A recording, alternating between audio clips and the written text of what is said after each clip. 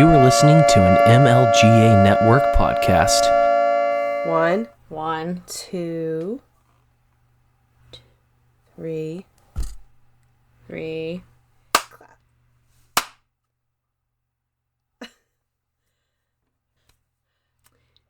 Let's do another 1, 2, 3 clap and get on our way. All right. One, two, two, three. Clap. Thank God for Cam and his awesome editing skills. He somehow figures out how to meld our two voices together. Yeah. I think that was a lot closer. Yep.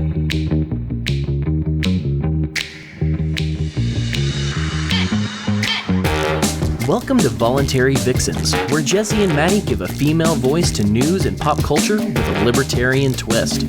Join us to stay informed and challenged while keeping it sane, peaceful, and most importantly, voluntary. Hey, howdy, hey. This is another episode of the Voluntary Vixens podcast. I'm your host, Maddie, joined remotely by my co-host, Jessie. Hello? Hey. Happy Memorial Day weekend, Jessie. How are you guys celebrating your long holiday weekend? Today, my kids are out in the backyard at my parents' house. They are splashing around in one of the pools back there. They have a little wading pool and just some sprinklers, and they're just out in the sun, trying not to get sunburnt right now. Heard that. I'm trying to get to the pool today. I need to get some color. My pasty Irish skin is doing my Italian last name injustice once again. Well, maybe you're Northern Italian. I am, actually, but... Northern Italians look like Germans, almost. Uh-oh. Triggered. I know.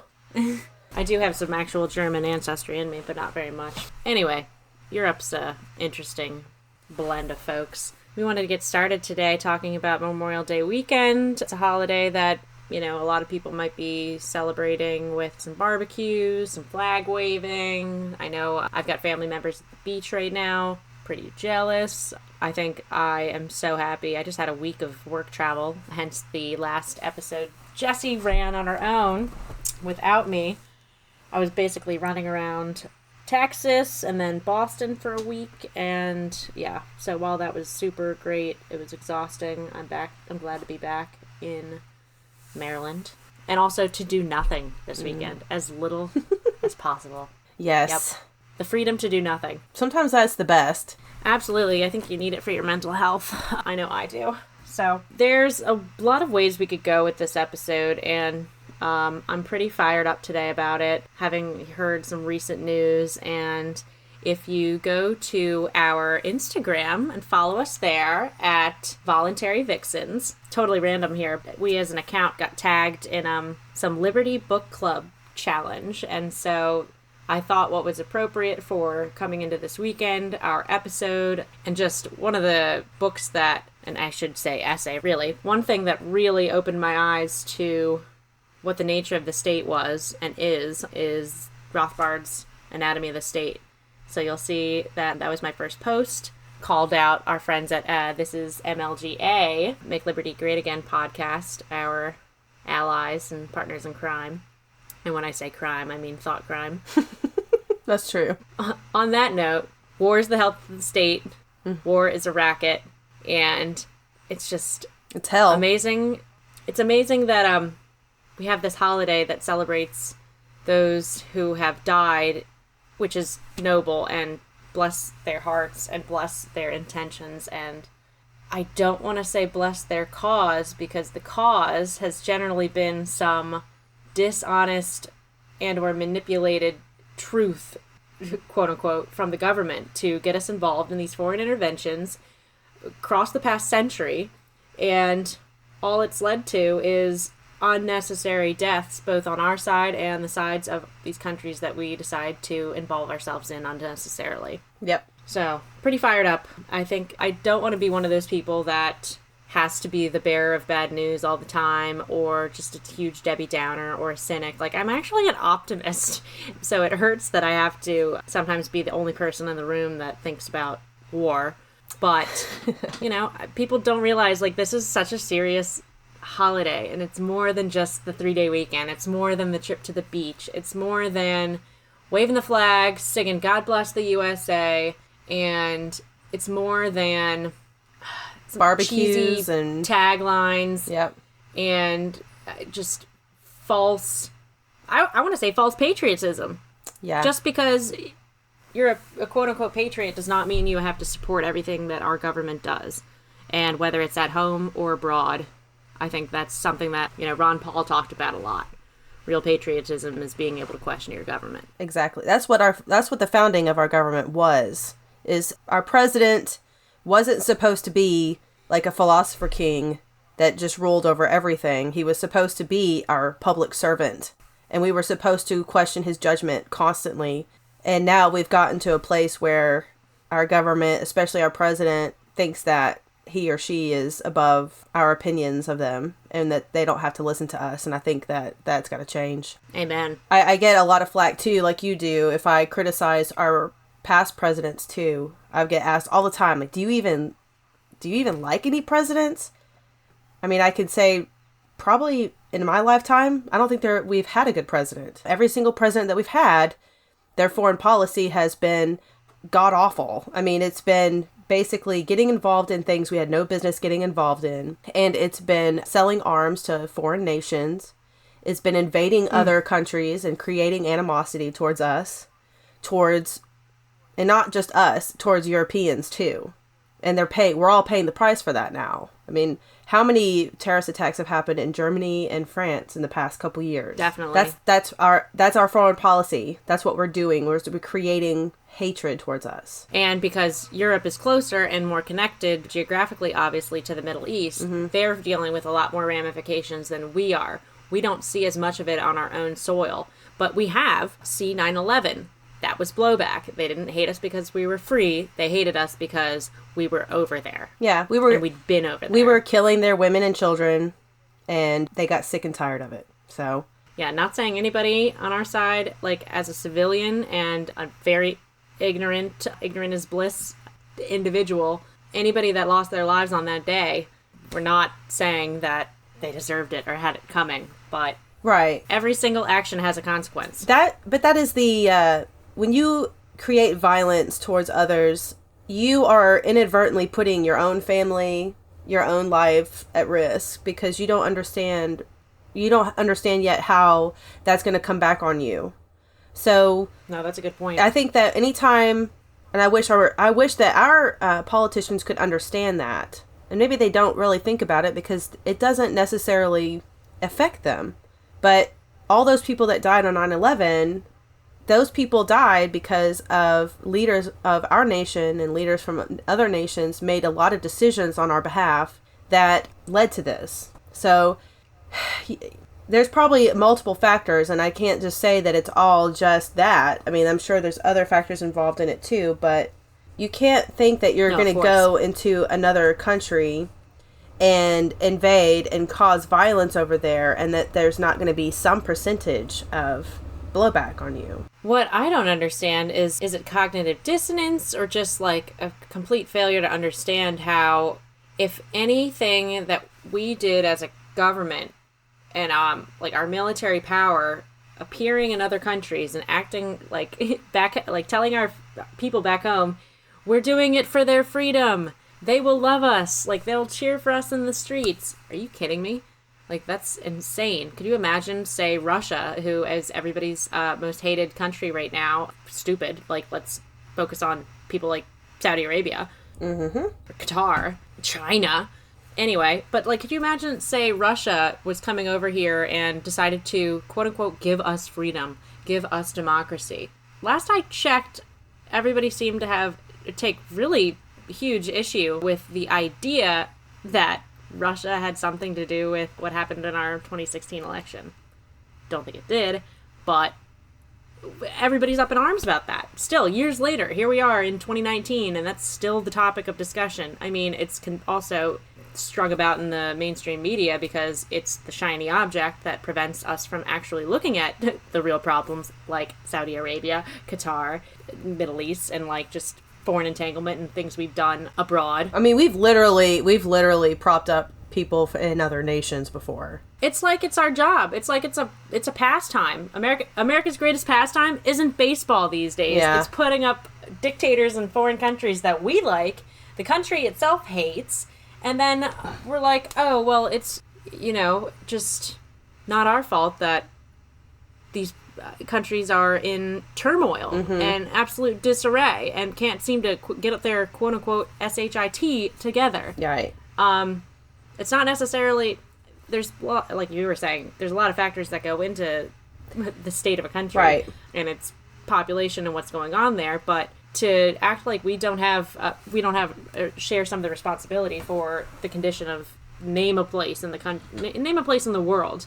If we don't have responsibility for some of that, then you're not paying attention. I think the big thing is that I think we look like a big, giant hypocrite when we talk about how we hate that Russia got involved in our elections, and then we sit back and we complain about that, but then we forget that we pretty much propped up the Shah of Iran, which that failed That's why Iran miserably. hates us. Yeah.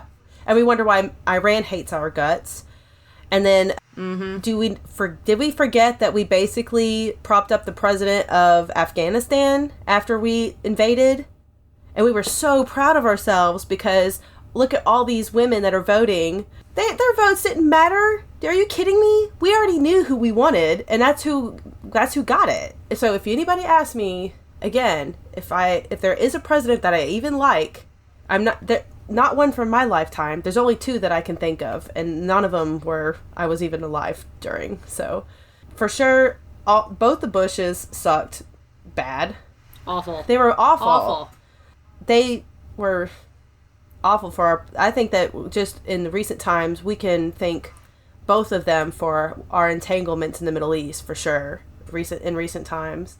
But, you can't sit back and say that Obama had no, that's what a lot of people say, is that Obama had no, what was the word? Scandals? Yeah, no scandals when he was... Scandal-free presidency. He was droning... Give me a break. Pakistan, and we weren't even at war with Pakistan. And the only reason why that got out is because people with really crappy cell phone cameras took pictures of what the drones did to their villages. Just look up... Awful. There's even a documentary about this. Just go to Netflix, and there's a documentary called Drones, and it interviews people that were part of the drone program during the Bush and Obama administration. So I'm not just blaming this on Obama. The drone program started under Bush, by the way. But they talk about what happened under Obama in Pakistan and how just, why? A lot of these people ended up just being traumatized, who were basically sitting in a desk and at home controlling these drones.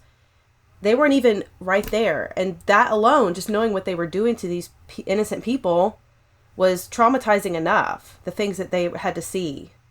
And there's one guy in particular that I remember, when he talks about it, he just gets this glassy-eyed look on his face. You could just tell he's completely just shutting out.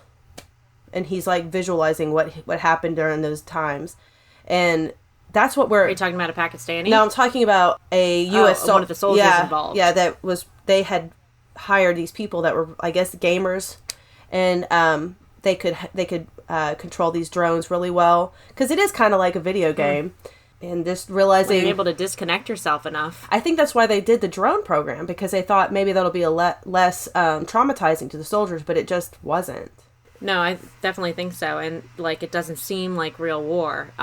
People have no idea that Obama was at war every single day of his presidency. He was in office for 8 years, and every single one of those 8 years, he was at war. We were at war. And meanwhile, he's, slow reading the news or doing cool things on late night television, and that man was absolutely awful in terms of foreign policy decisions. Cool as a cucumber, and he was so presidential. Oh my goodness, so presidential. Yeah, he was just so was Bush, well spoken and smart. Bush was also very presidential. The Bush Senior and Bush Junior. People called Bush Junior an idiot, but at the end of the day, when we got Trump as our president, a lot of people were like, can we just get Bush back? He was so much better. Because he was... Oh, yeah. No, because he was so much more likable. I was thinking about this yesterday. Like, Trump derangement syndrome is a thing when people on both sides of the aisle were, like, missing the bushes or propping up the bushes as if they were these great people. Are you kidding me? Those people are psychopaths.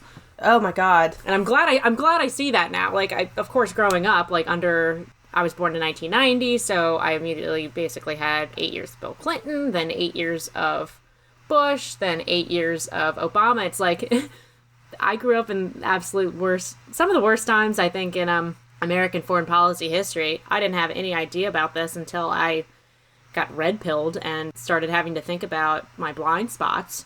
In particular, my biggest blind spot was foreign policy, and what are we doing abroad, and why? And the why, I found out, is nothing that we're told in school, or nothing that you might hear about Memorial Day weekend commercials, or cheers, or conversations normal people have. Well, I mean, I don't know, since you were born in the 90s, how old were you when 9/11 happened? I was in 6th grade, and I was in Mrs. Jackson's English class. I can't remember, did we watch it on the news? I think we all were tuning into the TV and we saw that happen. And I remember we got on the bus to go home early that day, and it was the quietest that bus has ever been. All of us were looking at each other, 6th grade students, all of us looking at each other with nothing but blank faces, worry in our eyes that we had no idea what was happening or what was about to happen. We couldn't even have imagined what was about to happen. But our bus driver had the news on, which was she never had that on. She was always listening to crappy music. But all of us 6th graders were intently listening to the disastrous news of those towers getting hit and then those towers falling. Well, I was... Yeah, 6th grade. I was in college. I was in my senior year in college. So if you guys don't know, I'm quite a bit older than Maddie. That was my senior year at the beginning of the year, it seems like. And I was in psychology class, of all things. Fitting. Yeah. And I remember somebody came up and just one of the students ran up in front of I remember we were just waiting for our professor to show up, and some kid came up, one of our students, and just said, "There's been a car bomb. It blew up the Twin Towers and there's fire everywhere." He was just like, obviously he got all the information just about wrong, but that just shows you like when news like that breaks and how just panic everybody was. People were on the phone with their loved ones that lived in New York. I know that there was one guy, his fiance was at in DC. She was at the Pentagon. She was doing a literal internship in the Pentagon at the time. So he was panicked. Like you could just tell, like he was just like, I can't talk to anyone right now. I have to call my girlfriend. And it was just chaos that day.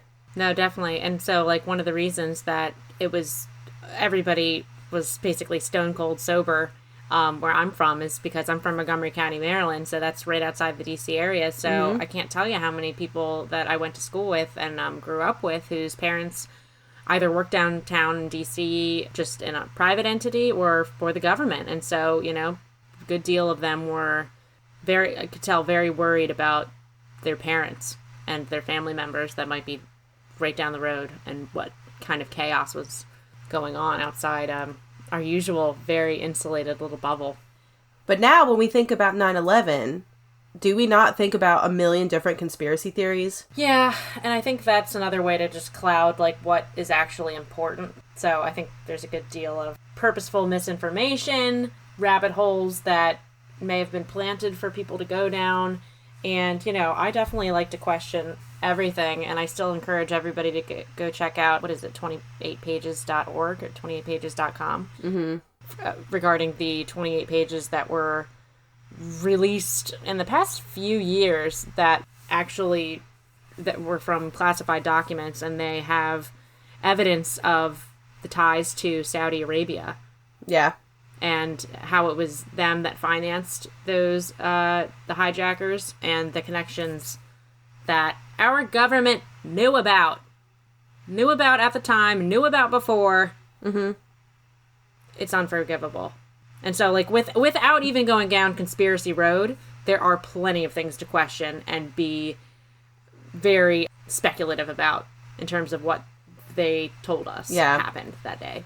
I find it strange, or a little funny, though, because I find a lot of people that are on the left, they are kind of conspiracy theorists when it comes to the 9/11 stuff, and they really want to blame the Bush family for a lot of it, because it was a Republican in office, and we just have this god-awful idea that Republicans and Democrats are on, like, separate teams, and, you know... They're the same! I know. They're all awful! And they all work together, so let's just... Oh, they're all best friends. I just find that kind of odd, but when Alex Jones gets on TV, it's like, he's just a crazy conspiracy nut. I'm like, all right, we're allowed to have...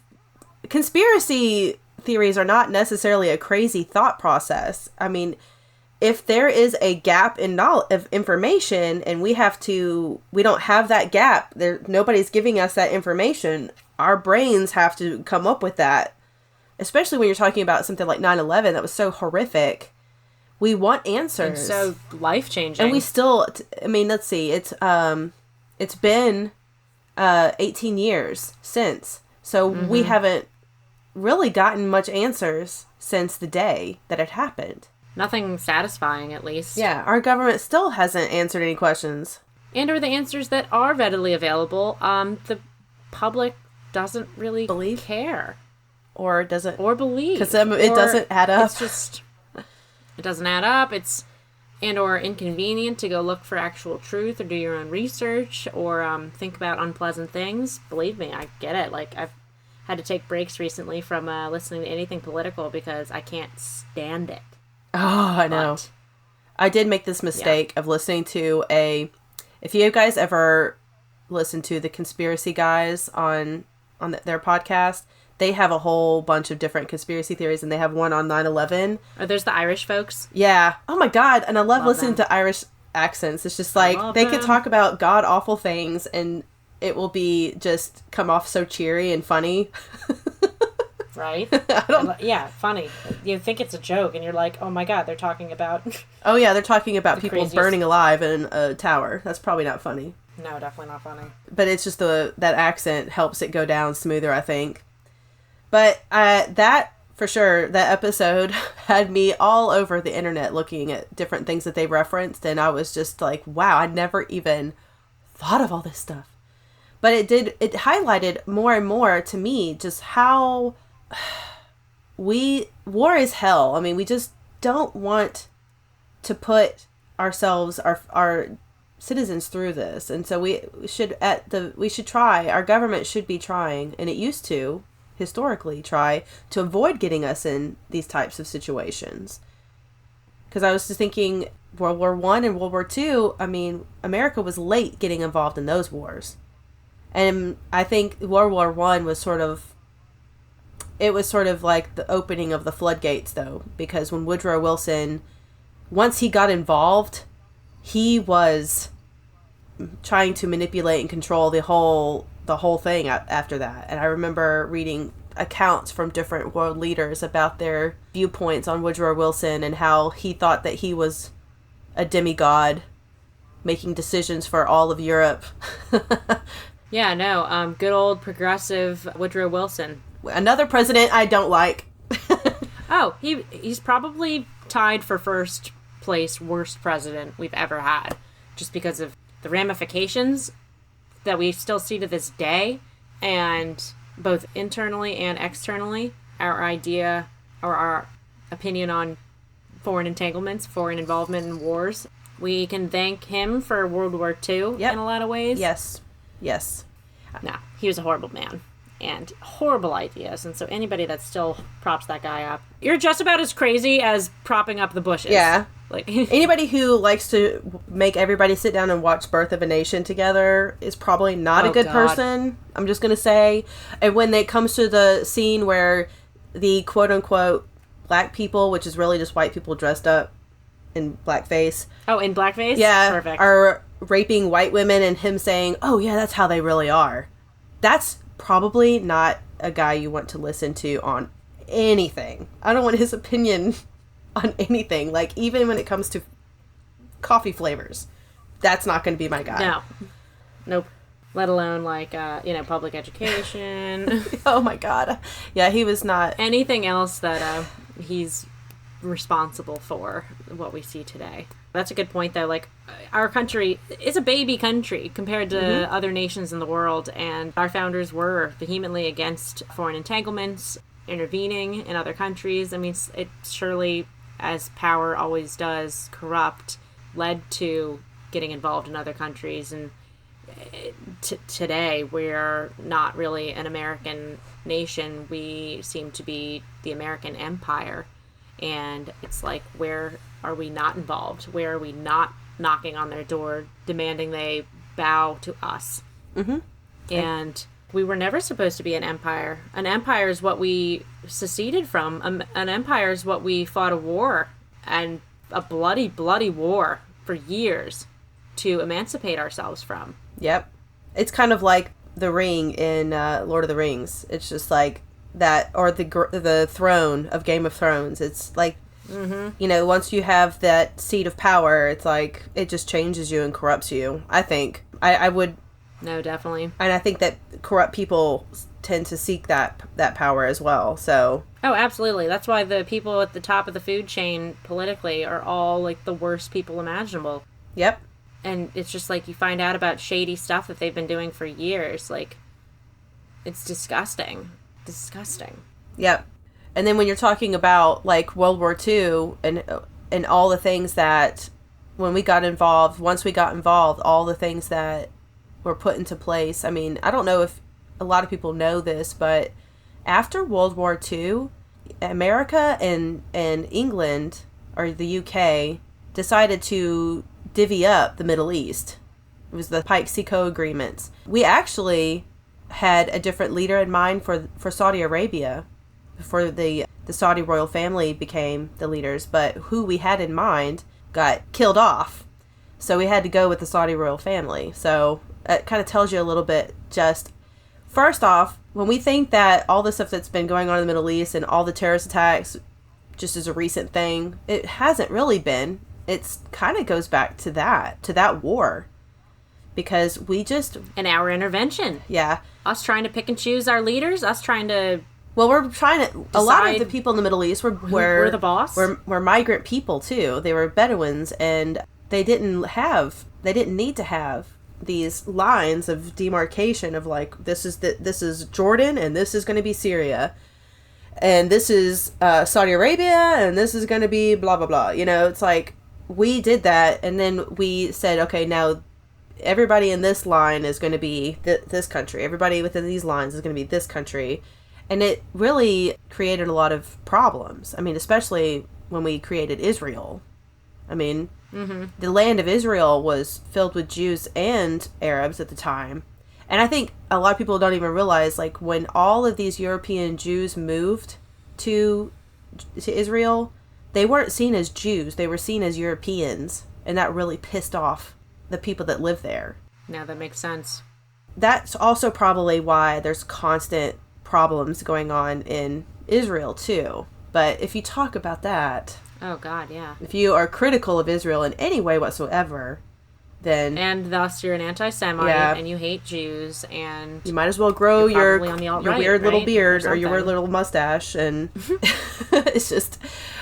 I think that one of the things that we just need to be aware of is that there's always going to be unintended consequences. So... Absolutely. And not just over there, but to our own troops, which is one of the things that, me and Maddie were kind of talking about before we even got started, was, just what price that our troops pay when we get ourselves involved in a war that we don't need to be in. I mean, how many wars do you think that in our lifetime, do you think there is a war that we really should have gotten involved in at all? That we could not have figured out with diplomacy of some kind? I can't think of one that we really should have been putting troops on the ground for. No. Unless we would have... You could possibly make an argument that we could have gone to war with Saudi Arabia after 9/11, but that never happened. If we were to have gone properly, or to the proper country responsible for 9/11, if we really wanted to retaliate, that's who we would have gone to war with, Saudi Arabia. That would have, But I no, think that's I would forbidden. have been more in favor of that because that would have actually made sense. But we went That would to have made sense. Afghanistan and we went to Iraq. And Let's just I think the only reason why we did that... Pick a country to destroy. Yeah, I think the only reason why we did that is because both of those countries are close to Iran, and we just want to have our troops close to that. But I don't still understand. I just can't justify in my mind why we needed to tear apart those countries. They, especially Afghanistan, it was already, just poor, and it wasn't much to it that we could really. I mean, if we pretty much blew through that and occupied it. And then Iraq used to actually be a decent country, a pretty modern country even, and now we just turned it into a hotbed for terrorist activities. Definitely. And actually, thinking about the resources that go into war, besides money, like trillions of dollars, like our military budget each year, and then just the decades that we've been at these wars and been involved in these countries that are honestly like more hidden how long we've actually been involved than a lot that's discussed in the public. Besides the obvious resource of money, it's the resource of lives and human bodies, human people, like individual people that we know and love and care for that have gone and either gotten dismembered or gotten mentally damaged for the rest of their lives or died there. Or we could talk about the people that come home and kill themselves. Yeah. The veteran suicide rate leads to about over 7,000 suicides a year of veterans alone. Yep. It's because we're not fit to do those things. To bring in a Harry Potter reference, kind of make it relatable in that sense, we talk about Voldemort creating all those Horcruxes, and every time he created a Horcrux to keep himself alive longer, make himself more likely to be immortal, it took like a soul-ripping endeavor, like killing a person, to make himself live longer. So, okay, yeah, it's a fantasy novel, but there are elements of truth to that story, and that's the reason it became so popular. The idea of the hero, the protagonist versus the antagonist. It's all based in some kind of deep-seated truth within us biologically, like where we came from and how we started as storytellers. But so, like, if you think about what somebody might be forced to do in times of war, people who experience PTSD, it's not necessarily what they saw. It's sometimes, or a lot of the time, and you can probably speak to this better than I can with your mental health background, but it's what they experienced doing themselves. Mm-hmm. Like having to live with what they've done. Yeah. Afterwards. And we shouldn't be putting these people in places or situations like this where it's anti-human. Mm-hmm. It's antithetical to their nature, to their very being. Like, being human is all about connection, not about destruction. I mean, just think about, let's say your loved one, let's say a husband, the father of your children, comes home from the Middle East after a tour in Iraq. And you're so happy to see him. And the kids are so happy to have their dad. And then, it's Memorial Day. You're grilling out. And all of a sudden, he just can't be in the room. He starts getting sick. He literally gets physically ill. He starts to get really just angry when you try to touch him or when you try to talk to him or ask him any questions. He has to leave. You start noticing that he's drinking a lot more. He is staying up all night long. There may be even moments where he is talking about things like he's in that moment of war, and he's completely disassociated, and he feels like he's in that moment. Imagine that. Imagine seeing that, because that's what the wives and the children of vets see sometimes. I've had vets when I was working in the hospital as a therapist tell me that they can't go to grill outs anymore because the smell of burning meat reminds them of the smell of burning flesh. God, that's awful. I mean, can you imagine something that it should be just normal for all of us and we should enjoy? They can't. I just got goosebumps. that's what we're doing to these people. That's what our government is doing to these people. The way I see it, our veterans, I think I've gotten into some arguments with some veterans before about this issue because they think that I don't care or that I think that, what they did was stupid. I don't think that at all. I just feel like maybe their brain has to think that what they did was noble and good because they have to reconcile with themselves all this trauma that they've experienced, and it makes it easier for them to feel that way about it. But in my mind, I just feel like we just traumatize these people. And not only that, we traumatize our whole family because now they're just disrupted from having a normal life. And then we also have to think about, the VA system too. I mean, every single person I know that's been active duty, that's had, which, I mean, almost every single one of them's had some kind of trauma. They say the VA there's just not anything that they've done to really help them with the PTSD stuff, No. They try to get them into AA programs or NA programs or something like that to help them with the drug addiction part. And there are some PTSD groups that they go to, but the therapy for PTSD is just it's a lifelong thing. It's something they'll probably have to deal with the rest of their life, honestly. And they have to find a way to adjust to it. And most of the time they don't want to. I mean, they just don't. And or, again, it's just like there's no help to do so. And that makes me just think that, God, that's like a Band-Aid on a bullet wound. And it's trying to address symptoms as opposed to getting to the root of the problem, which is our involvement abroad. Yeah. That we should not be doing. It is not normal to kill people. It is not normal to watch people die. It is not normal to watch building explode right next to you, to watch your Humvee in front of you completely explode. None of that is normal, and there's no way that we can just take them home and give them a bunch of pills and think that they're just going to be fine. No. And then that in 6 months they can go back and be re-exposed to all of that. That's my beef. Ugh. That's my beef, honestly, with all of it. It's not, I mean, some people get upset about like the flag worship and they worry about the other people in the other countries, and I worry about them too, but I also worry about our own countrymen that we're sending over there and what we are exposing them to. I mean, something gets completely twisted in there. And it's at times changed, or people are altered beyond repair. Yep. And, whether they end up killing themselves, sadly, or it's just a lifetime of turmoil for them and their families. And the thing is, we're not in a draft system anymore. Like, people aren't conscripted to go fight in these wars. It's voluntary at this point. And it's really sad that many people are lied to and get involved because they think they have to. That's their only option. They want to get money to go to college, and the prices of college education are inflated because, again, guess what? Government intervention. Mm-hmm.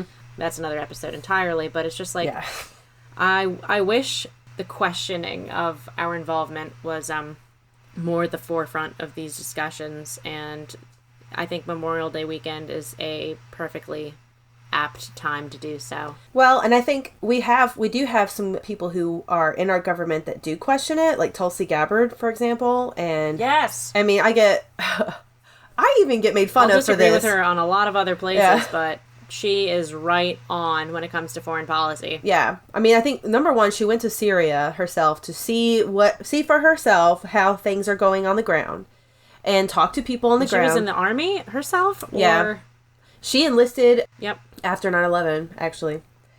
And when she was in Syria, she got the opportunity to talk to Assad, the president, and kind of get his point of view too. And that's what she got criticized for, which is kind of similar to what, Trump is getting criticized for, talking to North Korea and Russia, their leaders, But I think what she did was right. You have to go to the source to find out what the problem is, to find out a peaceful way to coexist with each other. You don't have to always, be in agreement with the person just to meet them, which obviously she doesn't agree with Assad and his regime, but she felt that and I feel like she was right in this, in talking to him, you get a better understanding of what the conflict is. and maybe how we could help with that. She's the only person right now that is running for president that's even considering that we need to get out of these wars. Everybody else doesn't even consider it. And the war hawk media criticizes her for that, but she's absolutely the only sane Democratic candidate out there. Yes. And I'm with you. Single one. I mean, I disagree with she is also kind of like Yang, who wants to do the universal basic income. She's talked about doing that. Ugh. And Medicare for all kind of stuff. I think that she's being a little lofty in her ideas on those, but anybody who is anti-war, I'm going to support them. I mean, I'm going to support that idea 100% because the two big issues... That is the biggest issue. Yeah, the two biggest issues for me is always going to be war and economy.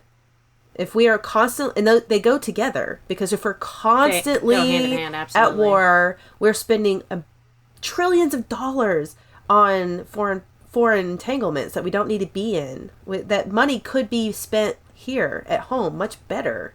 Or just let people hold on to it in their own pockets so they can spend it how they not want. Stealing it from people. Oh my God. I know.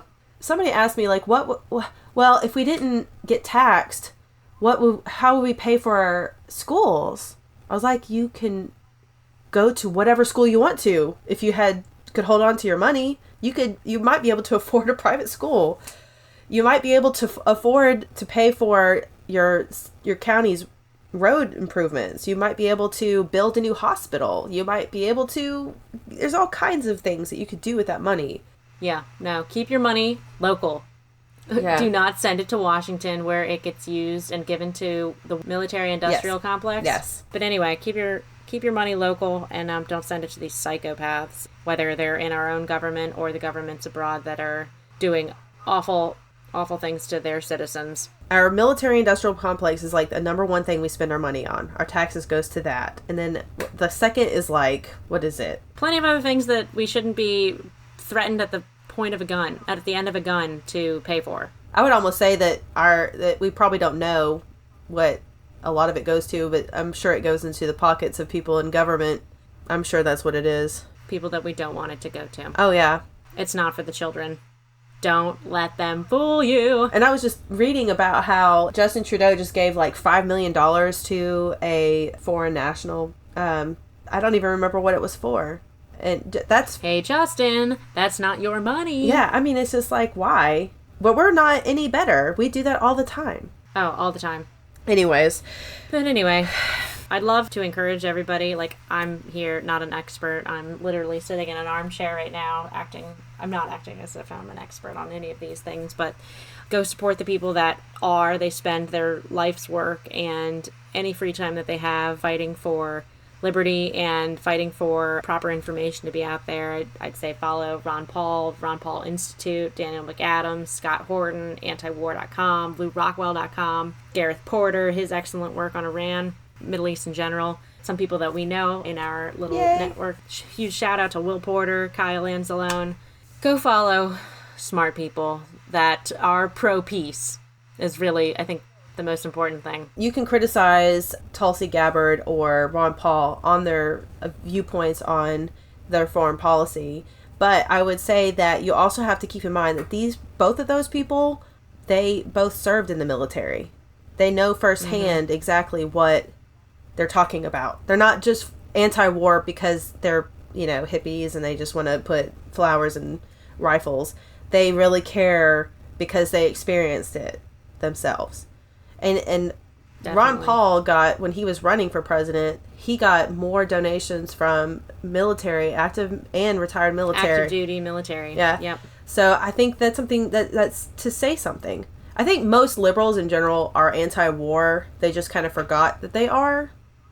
They especially... You need to remember. Yeah, I think they also forgot while Obama was in presidency because he was so charismatic. I'm not even going to lie. He was a charismatic dude. But those are the ones you need to be scared of. Absolutely. The ones who can sweet talk their way out of anything. It's like it's kind of like dating, It's like the guy who comes on really strong and the guy that you are most attracted to is the one you need to watch out for the most, probably. Definitely. Yeah. Whereas Trump is kind of like, he's kind of not falling into that category, but he definitely is not, anti-war either. So, well, the worst things about Trump is that he's continuing the terrible ideas and policies of both Obama, Bush, Clinton, Bush 2, or Bush 1, yeah. I should say. Like, the worst things about Trump is that he's continuing all the worst ideas of these past presidents, and he was supposed to be different, and, like, they always say they're different, and then, what is it, no matter what, you always end up with John McCain? Yeah. Yeah. Who was it that said that? Anyway. I think that's Woods' law or Horton's law. Yeah. I don't know. Again, follow smarter people than myself. See Tom Woods. Yeah, definitely. We need to definitely wrap this up here. We could go on all day about it and, like, pick a war. We'll have plenty to talk about because all we do is binge podcasts. I'll drop a few more. Definitely follow Tom Woods. Follow Brian McClanahan, Dangerous History Podcast. I've actually met Professor CJ in real life. He's awesome. You reminded me of Dan Carlin's awesome work with the Hardcore History Podcast. Those are serious endeavors. Yeah, you better set aside a lot of time. But if you really want to learn some history, Dan Carlin is the guy. Definitely. Another nugget I'll drop and leave, but everybody should check out is the School Sucks Podcast. They have an episode called Conflicts Without Protagonists. We'll put it in our show notes. But I saw that. I listened to that before I went and saw the movie Dunkirk. That shook me to the core, and I'll have to check it out. I just grow more and more anti-war every day. Yep, me too. Because of truth bombs like that. So, Jessie, why don't you tell everybody where they can follow us? See, we just talked about Instagram. We're at Voluntary Vixens on Instagram. There's a Voluntary Vixens on Facebook. We also are on Twitter at Vixens Voluntary. And then I just started a Patreon, which I'm still trying to figure all that out, but it's going to be kind of like our Twitter. It's uppercase V's, Vixens _voluntary01 at patreon.com. When I figure out more on that, and we'll probably put some more information on our Patreon account as I figure out more of how that works. Sorry, I'm not a tech savvy person. Either am I. So, on that note, huge shout out and thanks to our team back in studio. Cam, Ryan, you guys are awesome. And hope everybody has a good holiday weekend. Sorry to sort of be the bearer of bad news sometimes, but we think these are important conversations that everybody should be having, not forgetting, and keeping ourselves saner, healthier, happier, and more alive. Yes. That's my thing. I want all of you to be happy, healthy, and most importantly, alive. Right. So, this is the Vixen signing out. Keep it sane. Keep it peaceful. Most importantly, keep it voluntary. Bye, everyone. Peace out.